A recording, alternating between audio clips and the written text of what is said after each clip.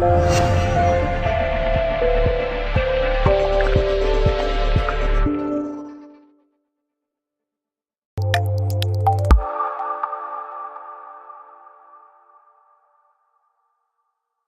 Jim, what was your view of tonight's game? Obviously disappointed to lose, and 2 early goals that killed you, really. Yeah, well, I think it's our own errors that have done us.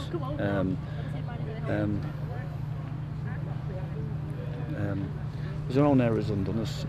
We worked on a lot of things last night, just because Salford are the type of team that if you try and turn them, they're too clever and too strong. If you try and put it on top of the centre halves, they're too strong to batter it down. So we wanted to work the ball up the pitch a bit better. And I was really disappointed that several players didn't stick to what we did last night. Having said all of that, when you saw the reaction of the supporters at the end tonight, they were obviously very proud of the players this evening. They feel they put in a real good shift for you tonight. Yeah, I know, but some of the decisions. I mean, Harry Winter. I'm sick of lambasting him about fouls. The lads got nowhere any fouls on. And then from that, then you know that you're giving them an opportunity to put the ball in the box. So we wanted to minimise the fouls, but there was too many poor fouls. But then the ball comes in, and I don't know. Somebody's made a decision to come out, and some made a decision to stay in. We worked on certain things that and these tools are to be used at a certain point. You might have seen it in previous games, but the decision making from those that decided to come out was really, really poor, because it's a ball that's defendable. It's the ones that are difficult to defend that we want a second strategy. So you've given yourselves a mountain to climb, but you did get back into the game. You must have been pleased with the way you responded to the setback of the early 2 goals and got back into it before half time. Yeah, well, I look at the roles of several players, and Jason and Darren have been good for us, but because they played up against the centre halves, they looked poor for it. They allowed them to get strong and get through them, and there was no real platform from them too. We talked about the kind of ball we wanted into them and how we wanted them to play, but it was so bitty from them this evening. So, but still, we should have been able to work the ball up a little bit better. We created several kind of cutting moves where we got into their thing, and for about 20-30 minutes of the second half, we were by far the better footballing team and worked the opportunities. Means we all know what Salford are about. They play the big men, they pick up the pieces, and they plant themselves in your half, and then they work the set plays, and it's got them the win. We're trying to evolve as a team. We need to cut out the errors. We need to learn from training. There's no point coming in on a Monday and working on certain set plays, working on certain things, and then for the players to go out and look bereft of the confidence or having confusion to do certain things. But that's the evolution that we've got to go through as we teach players, rather than to play to a script, to actually be thinking footballers. I think in the past, when we had thinking footballers that knew what we were trying to achieve, how to be effective, then you had a team that can play and improve and grow. Was an element tonight that Salford maybe a little more clinical, because if you look at the statistics, you've had more attempts on goal, you've had twice as many corners as Salford City tonight, but obviously not as many goals. Well, that's what you pay big money for. You pay big money for top defenders to clear the lines, and then they've got the players up front, and so I mean they've invested heavily. They're full time. They get the chance to practice a little bit more maybe, but they're invested in players that are coming from upper levels that have got the craft and quality. We need to have a little bit more craft and quality, but it's not all just down to the technical quality. It's actually decision making. We had several things tonight that just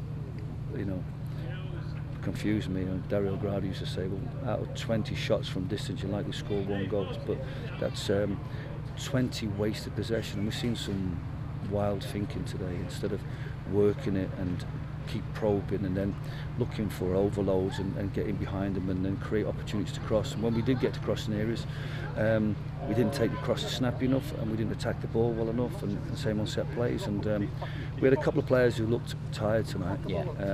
And I think but these are lads who've put a massive shift in on Saturday to get us back in the game. They've gone to work on Monday, they've come to training Monday night to add things, and then they've gone to work on Tuesday and turned up here. So we can't be overly critical. That's where we're at the moment, but we do need to improve our learning ability and our ability to take stuff off the training ground, think about why we're playing it and use it, because I think there was parts of tonight where we could actually see a team evolving into a good footballing side. I know you always like to set targets. Are you now, because of the results you've had so far in these opening 4 games, are you behind the targets that you've set yourself? Of course we are, because we've got 4 points from 4 games. I mean, really we will need to be targeting 2 points from each game. Regardless of whether the difficulty of the fixtures, we always knew that periods when we have 2 games a week are always going to be difficult, especially playing full-time sides. And the 2 games a week always coincided last season, the start of the season, and also just after the cup run when we had a lot of midweek games, coincided with our most inconsistent period. Like I said, we're disappointed. Where we're at in the league and the points that we're collecting, but what we need to do is keep working hard on the training ground and keep evolving as a team that knows how to win games and knows how to be effective, and that process will start on Thursday. You missed Michael Clark tonight. Is he likely to be okay for Saturday, do you think? Yeah, I think again we had, like, that's one of the benefits of Monday night training.